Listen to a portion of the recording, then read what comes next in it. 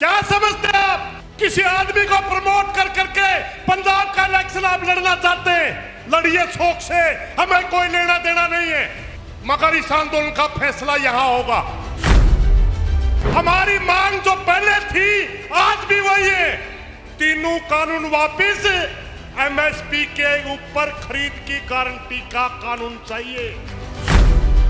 पिछले दिनों 2-3 दिन पहले यहां एक बात चली कि बॉर्डर खोल दिए गए, बॉर्डर हमने रोके ही नहीं कदे।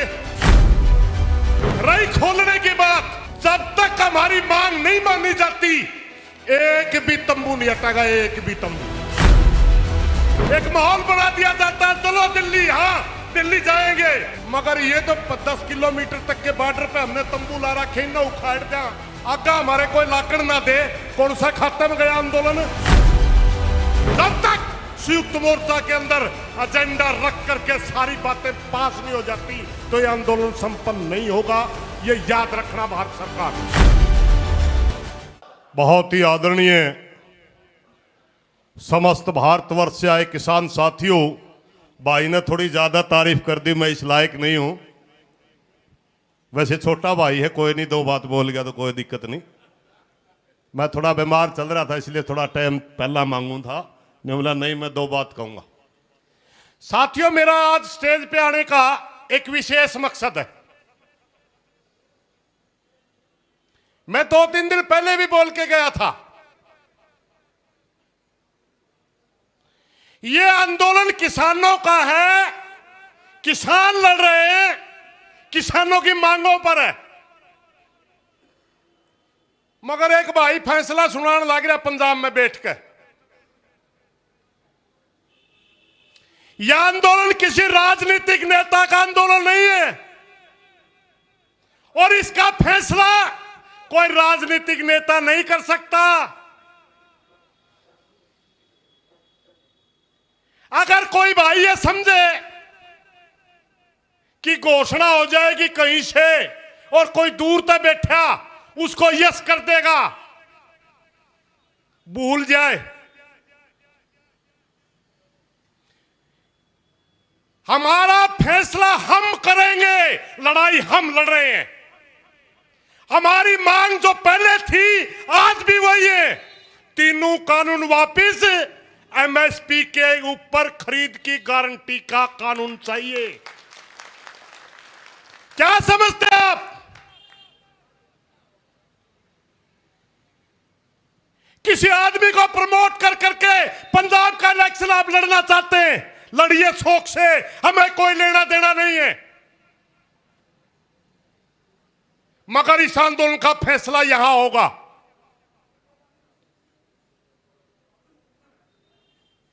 कभी किसी का नाम आया, कभी किसी का नाम आया। एक भाई ने बोल दिया कि 3 कानून है, इसमें एक रिपील हो रहा है, एक स्टेट को दिया जा रहा है, एक कमेटी बन रही है, एमएसपी के ऊपर कमेटी बन रही है। कमेटी संसद के अंदर हजारों बनी, आज तक रिपोर्ट नहीं आई। स्टैंडिंग कमेटी के नाम से स्थायी कमेटी काम करती है, कितनी रिपोर्टें लोकसभा के अंदर आती हैं सबको पता है। मैं आपको 2-3 कमेटियों के बारे में बताना चाहूंगा। एमएसपी के ऊपर खासकर एक कमेटी बनाई थी जिसका नाम रमेश चंद्र कमेटी था, इसी सरकार के दौरान बनी थी, और जिसने रिपोर्ट दिया था कि अगर भारत के अंदर किसान को उसका सही वाजिब दाम के तरह रखा जाए, किसान की आय ठीक रखी जाए और किसान की कोई भी फसल आवश्यकता से नीचे ना जाए तो 25% प्रोक्योरमेंट जरूरी है। इसी सरकार की कमेटी थी। कहां वो? 8 या 10% प्रोक्योरमेंट होती है।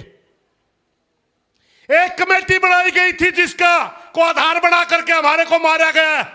शांता कुमार कमेटी की रिपोर्ट, उसने कहा था कि इस देश के अंदर प्रोक्योरमेंट के तहत जो अनाज खरीदा जाता है, इस देश के अंदर एफसीआई जो है, फूड कॉर्पोरेशन ऑफ इंडिया, लाखों करोड़ रुपए का लीकेज है, लाखों करोड़ रुपए का भ्रष्टाचार है, उसको नहीं रोका गया। लेकिन उसके अंदर एक लाइन थी कि सरकार को खरीद से बाहर निकल जाना चाहिए, उसको लागू कर दिया गया। वो लाखों करोड़ की जो लीकेज है कमेटी ने लिखी, कहां रोक पाए आप? साथियों, मैं छोटी सी एक बात बताना चाहूंगा आपको। पिछले दिनों 2-3 दिन पहले यहां एक बात चली कि बॉर्डर खोल दिए गए। बॉर्डर हमने रोके ही नहीं कदे। रही खोलने की बात, जब तक हमारी मांग नहीं मानी जाती एक भी तंबू नहीं हटेगा, एक भी तंबू।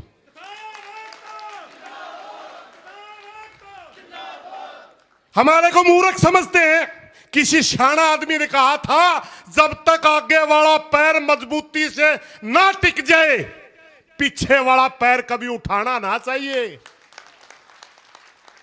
हम मजबूती से टिके हैं ना।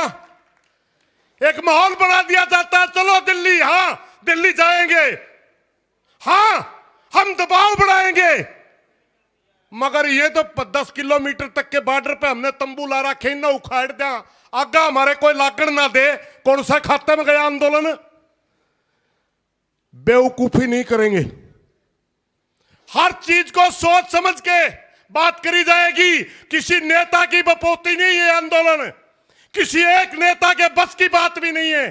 अगर कोई हमारे बीच में से भी कोई लीडर ने सोचा नहीं 19-21 तो कर दिए तड़ा ऊपर को, ऐसे ही संभव नहीं है मेरे भाई। जब तक संयुक्त मोर्चा के अंदर एजेंडा रख करके सारी बातें पास नहीं हो जाती तो यह आंदोलन संपन्न नहीं होगा। यह याद रखना भारत सरकार।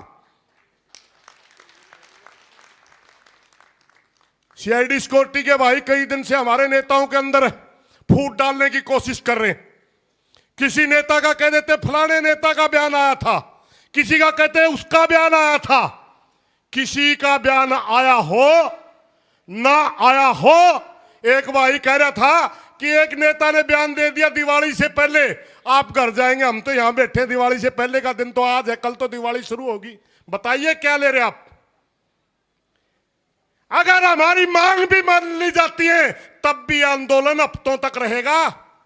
क्या समझते हैं इस आंदोलन को? मात्र कहने से चले जाएंगे। 1 साल तक इस आंदोलन को पूरे देश के किसान ने अपने खून से सिंचा है। अगर मांग भी मान ली जाती है तो लोकसभा लगेगी या देश लिया जाएगा, कोई हाथ में प्रूफ होगा तभी तो कोई बात होगी। जबानी चले जाएंगे किसी के कहने से। सीआईडी सिक्योरिटी वाले बैठे होंगे, आईबी वाले, बता दो अपने आकाओं को बुकाने तक कोई बात नहीं चलती। और एक आप लोगों को मैं सूचना भी देना चाहूंगा, 23 विधानसभा और लोकसभाओं का चुनाव था। आज रिजल्ट चल रहा है एक लोकसभा का, 23 विधानसभाओं का। बीजेपी सारी जगह आ रही है, चाहे वो हिमाचल था, चाहे वो हरियाणा था, चाहे दूसरे स्टेट थे। इस भारत मां के लाल ने, इस किसान ने, इस मजदूर ने यह दिखा दिया कि यह देश का आंदोलन है, यह किसी जाति धर्म का आंदोलन नहीं है, यह किसी स्टेट का आंदोलन नहीं है। अगर भारतीय जनता पार्टी के साथी किसान की, मजदूर की आवाज नहीं मानते तो हम आपको पूरे देश से समाप्त कर देंगे, याद रखना। एक भाई, एक छोटी सी बात और मैं क्लियर कर देना चाहूंगा। बहुत से भाई कहते हैं हमारे साथ धोखा हो गया, बीजेपी आ गई। धोखा नहीं हुआ भाई, पढ़ते नहीं हम आदमी को सीखते नहीं।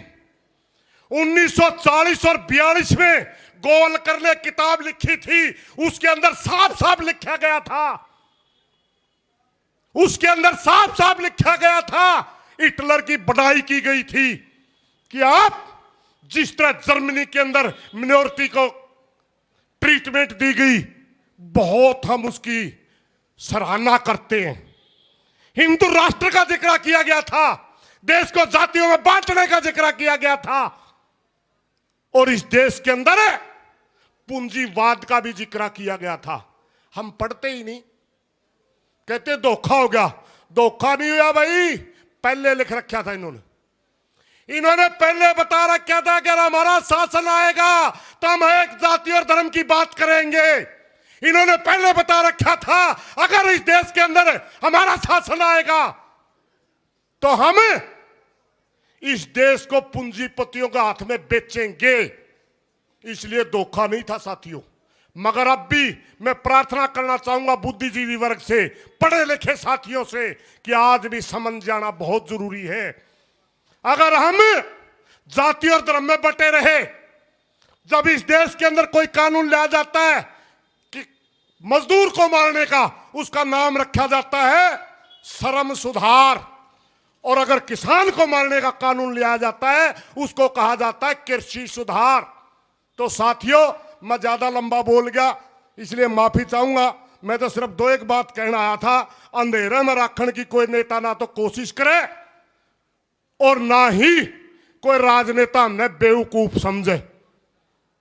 बेवकूफ नहीं है, कैप्टन हमारे आंदोलन का फैसला नहीं कर सकता, हमारा बाप नहीं है, हम हैं इस आंदोलन के मालिक, हमने लड़ा। धन्यवाद साथियों।